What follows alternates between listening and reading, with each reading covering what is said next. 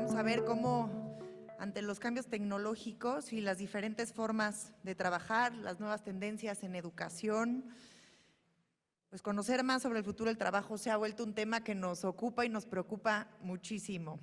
Hoy nos acompañan dos expertos en esta materia. Tenemos a José María Barreiro del ITAM y a Perla Ruiz, CFO de Korn Ferry México. Bienvenidos.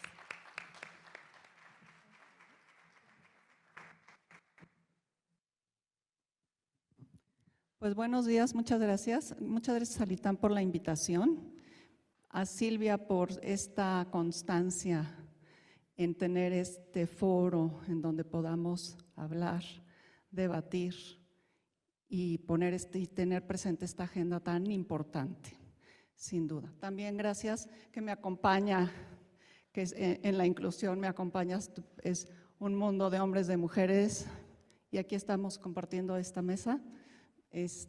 Nos toca hablar del futuro del trabajo y bueno, yo vengo de Korn Ferry, somos una empresa global y nos dedicamos a todo lo que es soluciones en capital humano y pues podría no terminar porque tenemos muchos temas de los que se han hablado y podría yo seguir hablando, pero nos vamos a enfocar ahora en el futuro del trabajo hablando un poco de cómo regresamos.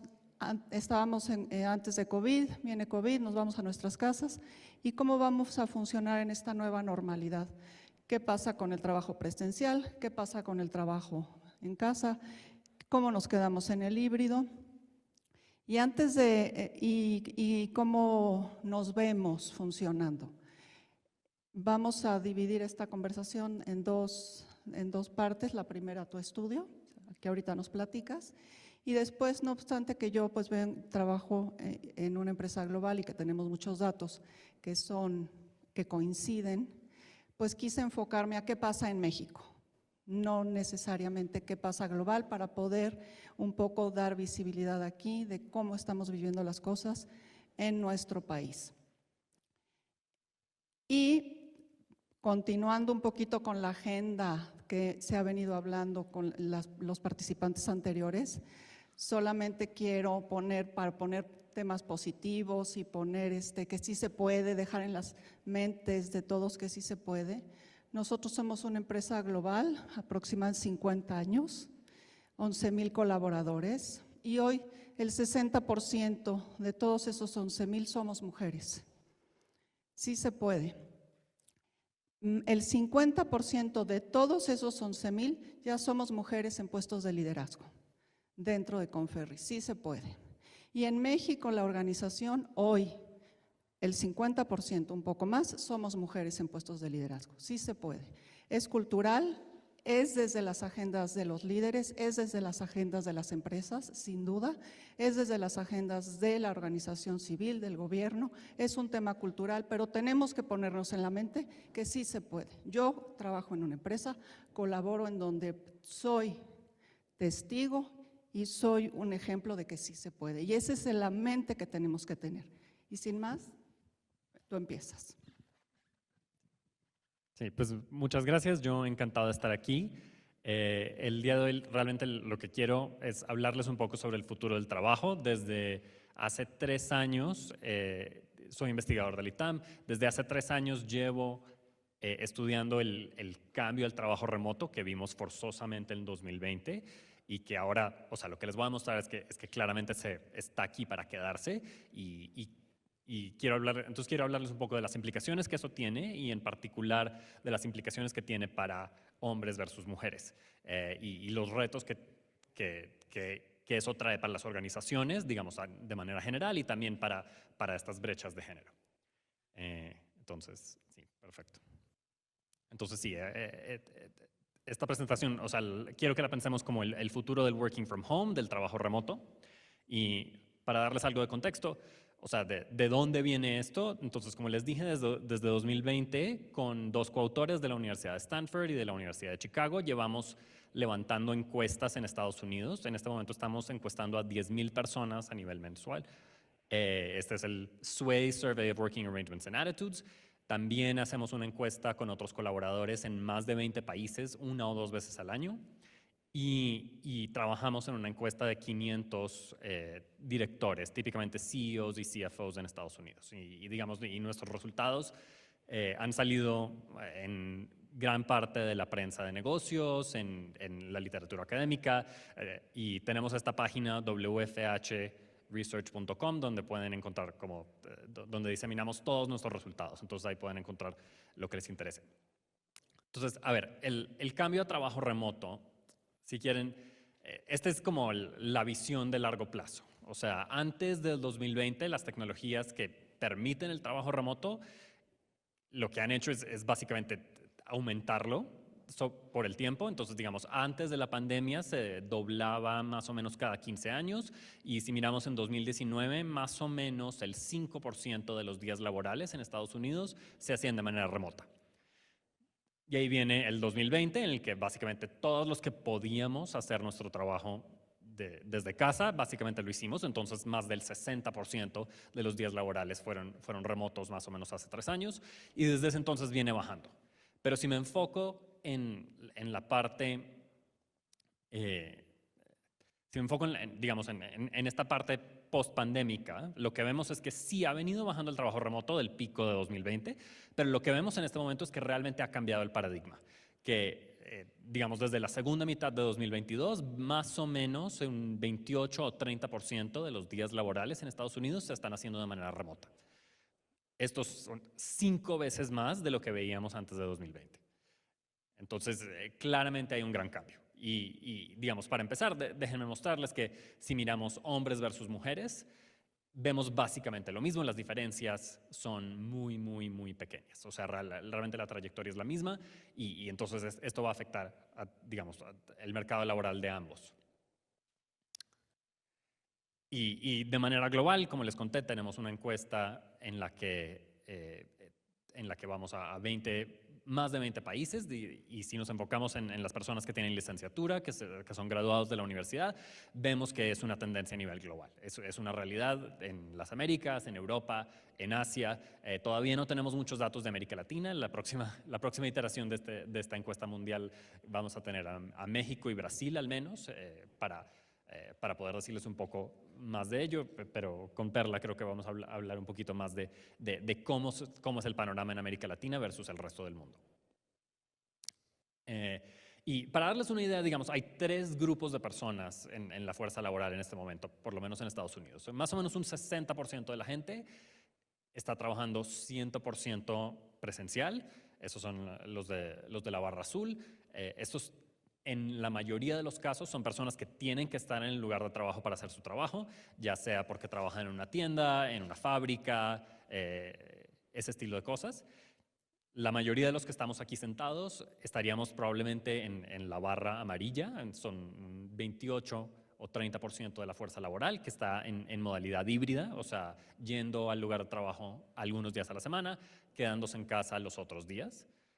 Y realmente la población que está completamente remota es una fracción mucho menor, es más o menos entre un 12 o 10% de la fuerza laboral y típicamente están en empleos que realmente no necesitan interactuar con sus colegas. O sea, están en temas de soporte, por ejemplo, en un departamento de nóminas, en que todo se puede hacer por internet y digamos las relaciones interpersonales, la colaboración en persona no es tan importante.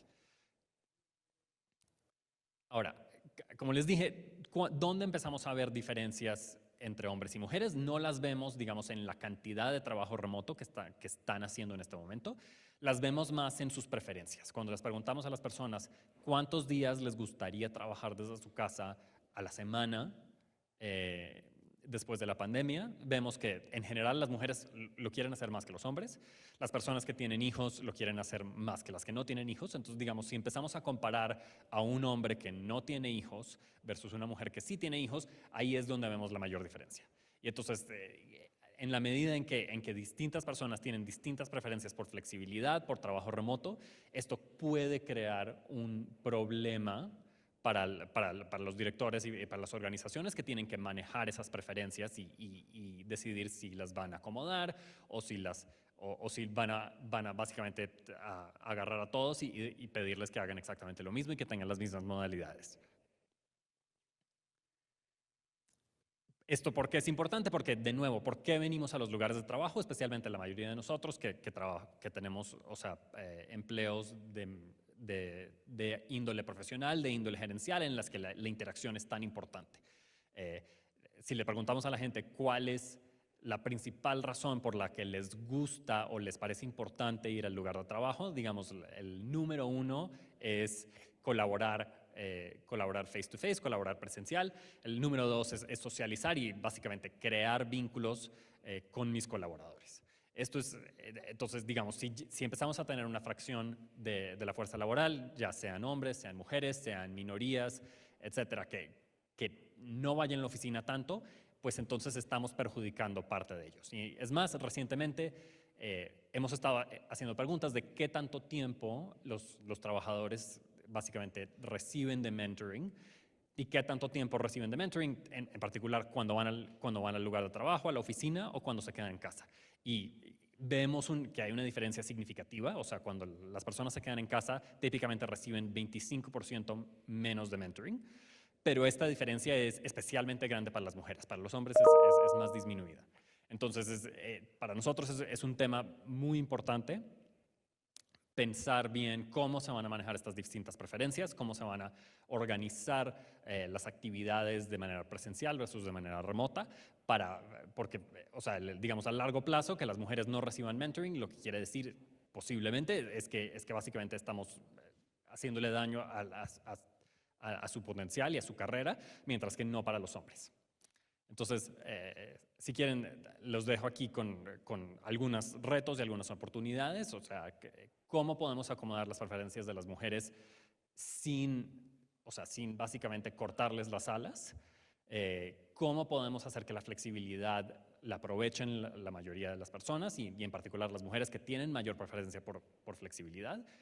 Y tal vez el último punto, que es como más general, que para mí es importante y que creo que tenemos que trabajar, o sea, desde la academia como desde el sector privado en los próximos años, es pensar cómo vamos a manejar una fuerza laboral que es al menos parcialmente remota, cómo vamos a monitorear a las personas, darles incentivos, ver su performance. O sea, cuando no estás viendo al empleado o a la empleada en la oficina 7 o 5 días a la semana, de 9 a 5, ¿cómo haces para ver qué está haciendo? Y creo que es una gran oportunidad porque en la medida que podamos mejorar las prácticas gerenciales de talento humano, eso lo va a mejorar. Creo que tenemos un poquito de tiempo, entonces simplemente les quiero mostrar, digamos, una última gráfica que para mí es de las más llamativas, que es básicamente qué tan productivos piensan que son los empleados cuando se quedan en sus casas versus qué tan productivos dicen sus directores, los CEOs y CFOs. Y básicamente ahí tenemos que no coinciden para nada. O sea, los empleados en promedio nos dicen que son más productivos cuando se quedan en casa. Sus jefes nos dicen que no son más productivos. Entonces, en parte, esto viene a mi último punto de cómo podemos organizar las cosas, mejorar la comunicación, mejorar las expectativas de lado y lado para que podamos, o sea, estar todos, digamos, en la misma página.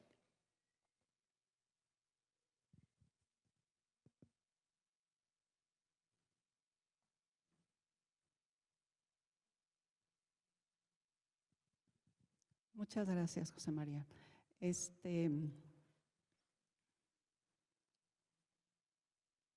sí, lo que dices coincide con los estudios que tenemos a nivel global en Korn Ferry. Va a coincidir un poco con lo que decimos, aunque en realidad les digo que enfocamos la presentación a qué está pasando en México para que nos dé un poco de visibilidad. ¿Qué pasa antes de pandemia y después de pandemia? ¿Tenemos buenas noticias? Sí tenemos buenas noticias. Hoy nos damos cuenta las mujeres que no es un trabajo o el otro. Cuando uno pregunta, o es tu casa o es tu trabajo. No, hoy se pueden las dos. Hoy ya está en la mente de todas en que podemos hacer los dos roles, en que podemos desde nuestras casas trabajar y podemos cumplir con la labor del hogar. Hay un reconocimiento del trabajo en el hogar de parte de las familias, de parte de la pareja, el esposo, la familia. Hay un reconocimiento sin duda en el trabajo del hogar y en su rol profesional. La pareja, el esposo entra a apoyar en las labores de casa y avanza en la parte colaborativa. Pero bueno, sin embargo, permanece la premisa que el bienestar y la responsabilidad de la casa está todavía en la mujer. Más noticias buenas que las han venido aquí hablando y demás, tomamos este dato de las 500 Fortune Companies. Nos presentamos aquí en el foro del 2019 y teníamos el dato de que la representación en estas empresas era el 6% estaba de CEOs de mujeres. Avanzó al 15%, se dobló. Hoy hay el doble de mujeres CEOs representadas en estas empresas.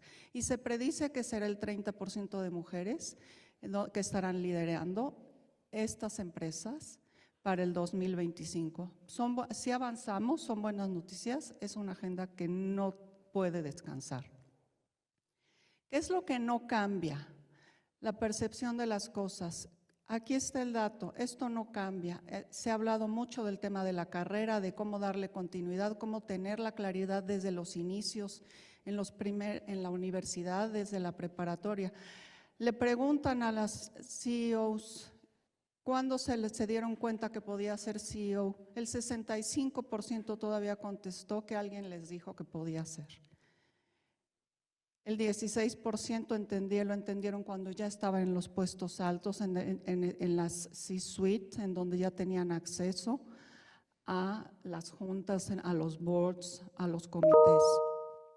El 12% lo tenía claro y lo buscó por largo plazo, y el 7% no lo pensó, no le pasó por su mente. Entonces aquí está el tema desde los principios de la carrera de la educación, cómo impulsar, cómo podemos nosotros ir guiando en la temprana, en las entry levels, desde ahí a las mujeres.